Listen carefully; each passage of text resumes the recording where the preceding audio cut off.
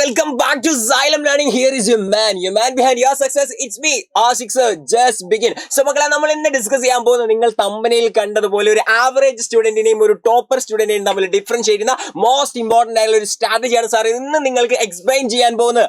മക്കളെ സെറ്റ് ആണെങ്കിൽ നിങ്ങൾ എന്ത് ചെയ്യുക, പെട്ടെന്ന് ഈ ഒരു വീഡിയോ ലൈക്ക് ചെയ്യുക, നിങ്ങൾ മാക്സിമം നിങ്ങളുടെ ഫ്രണ്ട്സിലേക്ക് ഷെയർ ചെയ്യുക. സോ സാർ നിങ്ങൾക്ക് പറയുന്ന ടെക്നിക്കിന് മുമ്പ് നിങ്ങൾ ആക്ച്വലി ഇപ്പോൾ എന്താണ് ചെയ്യാറുള്ളത് മക്കളെ? നിങ്ങളൊരു കാര്യം പഠിക്കുന്ന സമയത്ത് നിങ്ങളൊരു കാര്യം പഠിക്കുന്നു, റിവൈസ് ചെയ്യുന്നു, പിന്നെ റീഡ് ചെയ്യുന്നു. ആ ഒരു മെക്കാനിസം ആയിരിക്കും പല കുഞ്ഞു മക്കൾ എന്തിനുണ്ടായിരിക്കുക, ഒരു കാര്യം പഠിക്കുന്ന സമയത്ത് ചെയ്യുന്നുണ്ടായിരിക്കുക. But at the same time നിങ്ങൾക്ക് യൂസ് ചെയ്യാൻ പറ്റുന്ന മോസ്റ്റ് ഇമ്പോർട്ടന്റ് അല്ലെ വേറൊരു സ്ട്രാറ്റജി ഉണ്ട്. ആ സ്ട്രാറ്റജിയാണ് സാർ എന്ന് യൂസ് ചെയ്യാൻ പോകുന്നത്. ദാറ്റ് ഈസ് ആക്റ്റീവ് റീകോൾ ആണ്.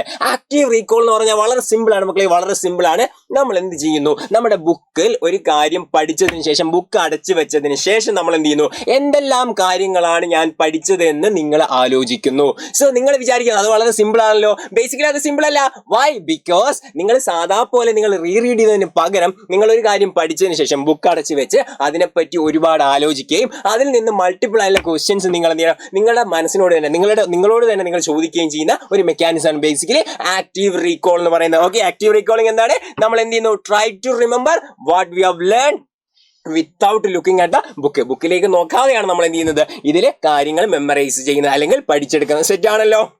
സോ അതിൽ നിങ്ങൾക്ക് എങ്ങനെയാണ് ഇത് ബേസിക്കലി യൂസ്ഫുൾ ആവുന്നത്?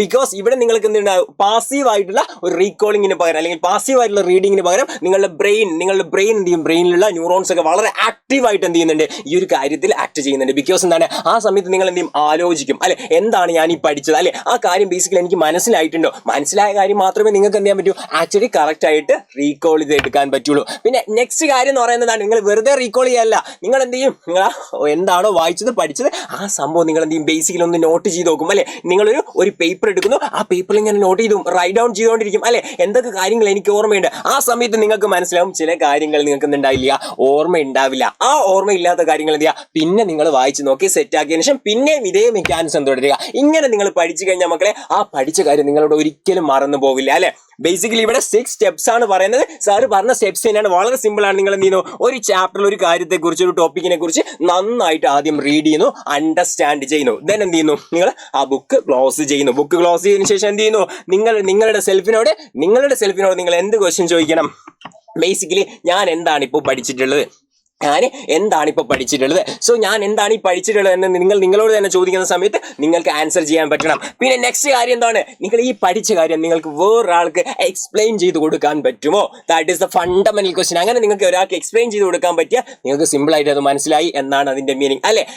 അല്ലെ വലിയ ആളുകളൊക്കെ പറയാറുണ്ട്, നിങ്ങൾക്ക് ഒരു കാര്യം വേറൊരാൾക്ക് എക്സ്പ്ലെയിൻ ചെയ്ത് കൊടുക്കാൻ പറ്റുന്നില്ലെങ്കിൽ എന്താണ്, ആ കാര്യം നിങ്ങൾക്ക് മനസ്സിലായില്ല എന്നുള്ളതാണ് അതിന്റെ ഒരു മീനിങ് എന്ന് പറയാറുണ്ട്. സോ നിങ്ങൾ പഠിച്ച കാര്യം വേറൊരാൾക്ക് എക്സ്പ്ലെയിൻ ചെയ്ത് കൊടുക്കാൻ എന്റെ കുഞ്ഞുമക്കൾക്ക് പറ്റണം. പിന്നെന്താണ് നമ്മൾ പറഞ്ഞെന്താണ്, അങ്ങനെ നോക്കുന്ന സമയത്ത് നിങ്ങൾക്ക് മനസ്സിലാവുന്നത്, യെസ് ചില സ്ഥലത്ത് എനിക്ക് ക്ലാരിറ്റി ഇഷ്യൂസ് ഉണ്ട്, ചിലത് എനിക്ക് മനസ്സിലായിട്ടില്ല എന്ന് മനസ്സിലാവുന്ന സമയത്ത് നിങ്ങൾ എന്ത് ചെയ്യുക, ആ നോട്ട് ചെയ്യില്ല, നിങ്ങൾ ആക്റ്റീവ് റീകോൾ ചെയ്യുന്ന സമയത്ത് നിങ്ങൾ പോയിന്റ് എഴുതി ആ നോട്ട് എടുത്ത് നോക്കുക, ഏതൊക്കെ പോയിന്റ്സ് ആണ് മിസ്സായത് നോക്കുക, എന്നിട്ട് എന്ത് ചെയ്യുക, അത് പിന്നെയും റിവൈസ് ചെയ്ത് പഠിച്ചെടുക്കുക. സെറ്റ് ആണല്ലോ. അതിന് നിങ്ങൾക്ക് ഫ്ലാഷ് കാർഡ് യൂസ് ചെയ്യാം, നിങ്ങൾക്ക് പലതരത്തിലുള്ള മെക്കാനിസം യൂസ് ചെയ്യാം. ഏറ്റവും ഇമ്പോർട്ടന്റ് ആയ കാര്യം എന്ന് പറയുന്നത് ഫസ്റ്റ് ഓഫ് ഓൾ അണ്ടർസ്റ്റാൻഡ് ചെയ്യുക, ദെൻ റീഡ് ചെയ്തതിന് ശേഷം എന്ത് ചെയ്യുക, നിങ്ങൾ ആ കാര്യം ഓർത്തെടുക്കുകയും ആക്റ്റീവ് റീകോളിലൂടെ നിങ്ങൾ എന്ത് ചെയ്യുക, ഒരു പേപ്പർ എടുത്ത് എഴുതി നോക്കുകയും ചെയ്യുക. സോ ഈ ഒരു മെക്കാനിസം വളരെ യൂസ്ഫുൾ ആണ്. സോ എല്ലാ കുഞ്ഞുമക്കളും എന്ത് ചെയ്യുക, ഈ ഒരു കാര്യം ട്രൈ ഔട്ട് ചെയ്ത് നോക്കുക, ഒന്ന് ട്രൈ ചെയ്ത് നോക്കുക, എന്നിട്ട് അതിന്റെ റിസൾട്ട് എന്ത് ചെയ്യുക, നിങ്ങൾ കമന്റ് ബോക്സിൽ എഴുതുക. ഓക്കെ, ആക്റ്റീവ് റീകോൾ എന്നുള്ളതാണ് ഈ ഒരു മെക്കാനിസത്തിന്റെ പേര്. ഓക്കെ ആണല്ലോ.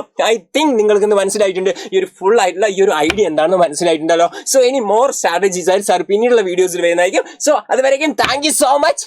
Your video is over, but the roar of learning never ends. This is your man, Ashik sir, just signing off. Thank you.